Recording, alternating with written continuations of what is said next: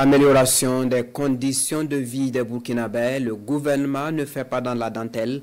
Les populations des communes de Gomblora et Gongombili Paboulona disposent désormais d'eau potable grâce au programme d'approvisionnement en eau potable et d'assainissement. Le ministre de l'Environnement, de l'eau et de l'assainissement est allé constater les réalisations des travaux. Achille Meda, Sié, Judicaël Poda. La joie de cette femme au foyer à Gomblora, le bonheur de cette mère à Gongombili Paboulona.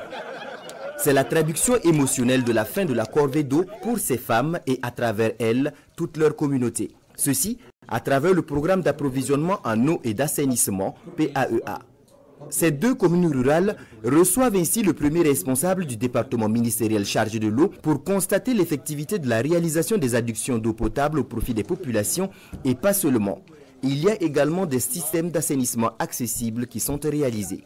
Ici même nous sommes à Gongombili, un village mythique où l'eau coule pour la population qui avant partait dans les marigots pour avoir de l'eau boueuse pour traiter avec la cendre afin de boire après.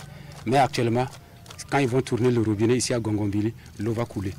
C'est la réalisation concrète d'une partie de la bataille de l'eau, instruite par le camarade président, le capitaine Ibrahim Traoré, pour que au Burkina Faso, partout où il y a une seule population, il y ait de l'eau potable. Partout où il y a une seule population, il y a un système d'assainissement accessible.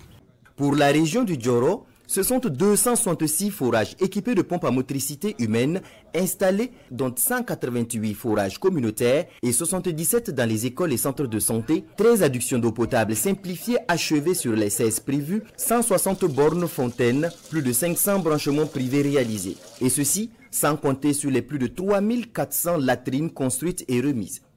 Avec plus de 6 milliards de francs CFA investis dans la région pour les populations, le message est clair.